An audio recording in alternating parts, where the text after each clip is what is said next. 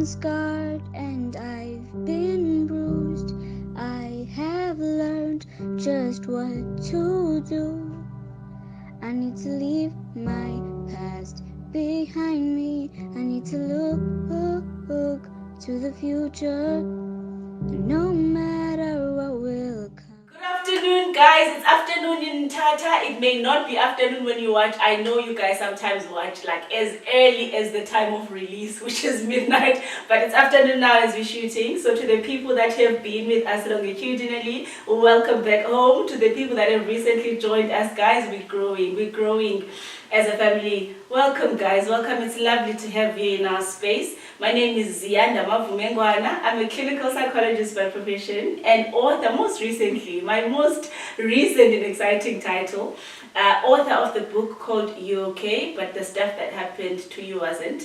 The book can be bought on our online store on my website, www.ziyandamav.co.za, or for the people who the online system just isn't working for them, all of my social media platforms, which is Twitter and Facebook, do have that as a header, the details of the EFT and the email address to which you can send the POP and shipping address. And then once you make your order, courier guys will deliver the book to your door. But welcome back. Thank you so much to the people that have bought the book. Guys, you guys showed up for me. It has not even been 6 months since we bought the book, and the printers are now shipping our third print to us, I believe, which is really, really exciting. You really cushioned my landing into the self-publishing world, and I'm utterly grateful because you knew first, you supported first.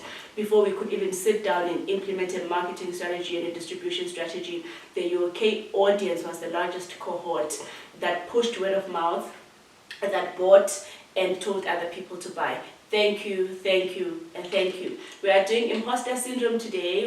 I don't think Tingo should be here. I know imposter is a bit frightening and a bit heavy when you're experiencing it, but I don't think we need Tingo on the couch today. We are doing Imposter today, psychoeducation as you know it, where we really come together on a Tuesday to give you language to your experiences. That is the ultimate highlight of my YouTube channel, the core intention behind it, to give people language to describe their experiences. You know, I just feel like when things are packaged better, when you understand what is going on, you're less overwhelmed by it, you're less confused by it, and you're just better positioned to retaliate or fight back against what is happening when you know what is happening. Because sometimes what's most confusing about internal experiences is one, it feels awful, and two, you don't know what feels awful. But you can study better, you can prepare better, you can cultivate coping resources a bit better when you have the accurate description to make meaning from what is going on inside of you. So this is why I love doing this. I love coming to break down something that all humans have felt and giving it a name and giving it clarification. And that's what we're doing today, as we do every other Tuesday. For the people that don't know what imposter syndrome is, imposter syndrome is that internal experience or internal phenomena of doubting your competence, doubting the legitimacy of your skill set. So basically feeling like a phony. I think that's what the internet generally, put simply, describes imposter syndrome as. This feeling like you're fraud. The key part of it is this feeling like other people are about to find out that you're not as great as they previously thought you were. All of us have felt it. The best experts have felt it because it is a human experience for most people to go through, especially when you don't yet have the upper hand on it. We've all felt it. So you feeling it is not you being a weaker individual. So it is that feeling like your social credibility is under threat. We're social animals. We would like the world to receive us well. We would like people that we respect to respect us back. And imposter feels like that is about to come to an end because, you know, we're a little bit safer in our heads. So when you're staring at data, information, or acquiring a particular skill and you struggling personally, we feel a bit safer knowing our secret in our own hearts that I'm not doing so well at this. I'm not finding ease in navigating this, or I'm not getting the hang of things just yet, and I need help, and so on and so forth. But when an extra set of eyes is about to also see this for the first time, then people feel apprehensive, anxious, and a little frightened. and that is imposter syndrome, feeling like an imposter, feeling like you don't belong in this space of people that know things well, in this space of talented people, in the space of skilled people. And check this, the gag is it does not matter how brilliant you are. Imposter syndrome is not the absence of achievement. It's the absence of a capacity to internalize your achievement and believe in the legitimacy of your own skills, despite the portfolio of evidence, despite the feedback. Man, the feedback even makes it worse, because now it seems like they think you're great, and now they're gonna know that actually thinking you're great was an error and it was a mistake. It happens to artists, it happens to scholars, it happens to parents, it happens to the best people that you know, where it does not matter the quality of your product. The fact that other people are now about to know about it and know the normal experience that goes on behind the scenes in your head, then we feel like we're going to lose the credibility that they once ascribed to our work. Then we feel scared, then we feel unsure, then we feel doubtful, irrespective of knowing we excel in that area, irrespective of knowing we've done this 1,000 billion times before, we're experienced at it. That is imposter syndrome, feeling like an imposter, feeling like you are out of place with the cohort. This happens especially when you're about to have a moment of bravery, because that's what fear will do. Fear paints the stakes to you. It tells you the stakes are high, you're about to lose something. It could go wrong. You may be rejected. And these feelings then make you believe that this is unique to you, the other people in the room.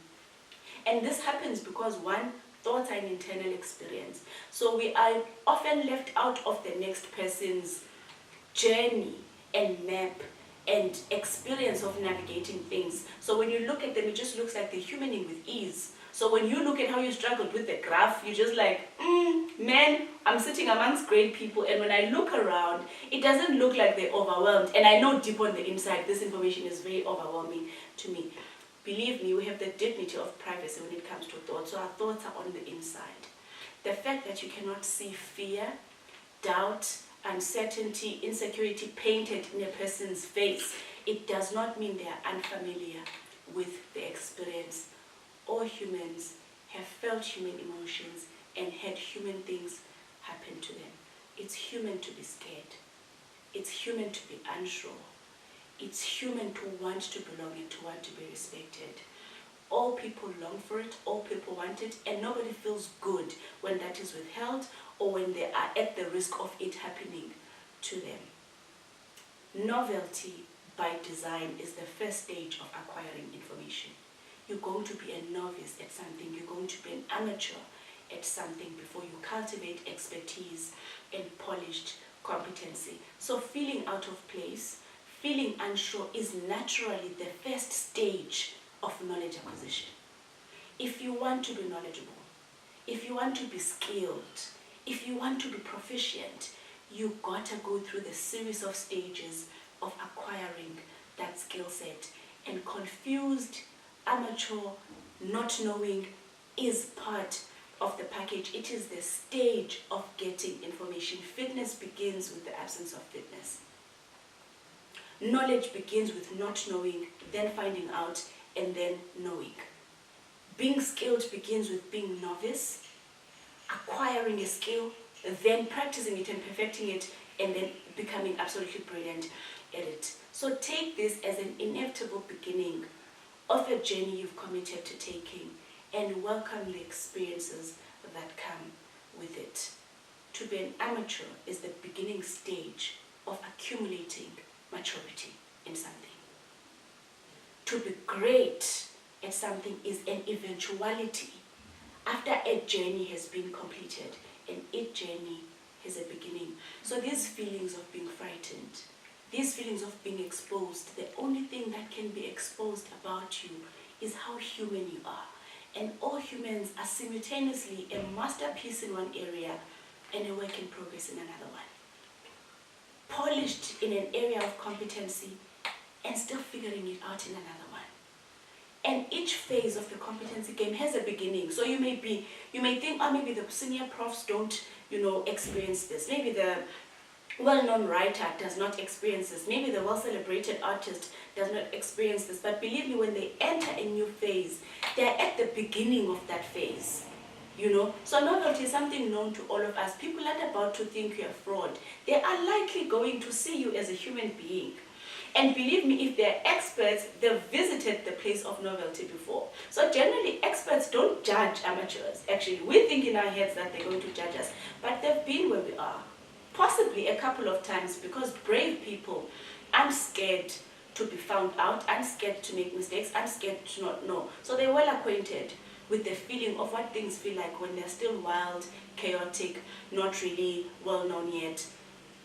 You are in the safest space when you're amongst smart people, brilliant people, talented people, because it means in close proximity with the thing you want to attain. And if you're with human beings, then you're with people who are well vested in the human process. Maybe not in this area, but we recognize the humanity of another. I may have been scared because of something else, but the fact that you're scared of making your presentation and the fact that I've been scared of losing something means both me and you know what fear looks like. Humans know human feelings. Humans know the experience of another human. So firstly, accept that this by design is a stage. It's temporary and it's needed. Now what would make you a proper phony is a fly-by-night expertise that you didn't gain. That would cause me imposter syndrome. When you feel like you were not a beginner, you didn't really learn this well and understand it in depth, and a particular title was given to you. I feel like acquiring something legitimizes it. Constant practice makes you believe, I've done this well, I know this well. So the comfort and confidence you then feel when you're an expert is because of how repeatedly you did this when you were a novice, how often you went back and back to it. So this process is what gives you the confidence you envy when you're looking at the people that are at the eventual stage of the journey. A second part that helps people cope better with imposter syndrome is one, compassion. Because the thing with imposter syndrome is the tone people use when they are scared. The internal dialogue they're having with themselves. And generally it sounds like, I'm not good enough. I'm not good enough at this. I'm not like so-and-so at this. People are going to think they made a mistake by giving me this position, by giving me this responsibility, or by thinking I was great previously. Talk to yourself compassionately. That you're scared, you're confused, you don't know a lot just yet. There's a big gap in your knowledge and it's a bit frightening. Be compassionate with the slow progression of your evolution in whatever area of your life you are trying to evolve in. Be compassionate with the process of improvement. Be compassionate when you get it wrong, when you slip up, when you need assistance. Because people feel like an imposter for a number of reasons. One, perfectionism, believing that if it wasn't perfect, then you're not good enough at it. Guys, let's strive to be brilliant. Let's strive to be excellent. But perfection is an unattainable human standard. And people will feel like an imposter because it was merely imperfect. Brilliant, but imperfect. And they will identify that deficiency of imperfection and think, oh my God, I suck at this. What must they think of me now? Being a soloist is another reason why people experience imposter, feeling like if you are assisted to get where you are not as a human legitimately capable of executing it on your own. We're social beings. We generally learn the best by observation. So we've all been helped, whether passively or directly, but we've all been helped by learning DIY videos, by being mentored, by being supervised, by observing people that know how to do what we want to do, but we've all been recipients of a helping hand to improve us in what we are doing. But when imposter visits you, you feel like you actually are not great. So-and-so who you learned from was great, and now that you're about to go do it on your own, you feel like a complete fraud, and you feel like people are finally going to know that all of those pictures that you took as a photographer, all of those sketches that you did, actually, you aren't the brilliant one. Being a soloist isn't important. We are collective in nature. We exist amongst people, amongst data, and we are constantly engaging with the environment, and it gives something to us, and we grow through those interactions. You don't need to feel like an imposter because you were helped. You don't need to feel like an imposter because you were trained, because you were given a head start and supported. You are great at what you do, irrespective of how you obtained your greatness. And another thing is knowing that this isn't unique to you, and when you talk more about it, you'll actually know that the person you're talking to has felt this. Talk to your therapist, talk to your friend, talk to trusted allies, people that will sing your song back to you when you forget it. Because we actually have this weakness that when you feel scared, fear tends to be exclusive. Like it just covers everything else, and it's like this thing is the only thing that you've ever felt in your life. And this is where allies and the social capital and beautiful relationships come in by stopping you right in your tracks and reading your story back to you. That remember, this is how you felt 5 minutes before you killed that presentation. This is how you felt before you debuted this thing. We've been at this place before and you've killed it nonetheless. This feeling isn't going to prohibit you. This feeling is not true. Sometimes we need people to stop the mean voice in our heads to say, hang on a bit. There's receipts of your brilliance. It's documented. And that's another thing that you can do. Document your work. Take pictures, journal, post about it, whatever works for you. So you can always pull up the portfolio of evidence for you when you feel like, I suck at this. Remember that time where you could barely run 2 kilometers and now you're a marathoner. Remember that time where you couldn't speak English and now you're an author. Remember that time. It's nice to pull up receipts because it says you've been at this place before, and this place is generally short-lived. Talk to people, document your moments, own your success. Believe me, there's value in being a beginner because it's almost like the well is empty and you deposit slowly, time and time again, and as it gets fuller, you understand well each deposit that was made there, and by the time you're so full, you feel like your success is legitimate. You know how each thing got there. I know generally, when I've sat through hours and hours of data learning something, when I feel experienced, I feel like I remember when I got the experience. I remember the days of day in, day out learning this thing. So of course I'm experienced at it.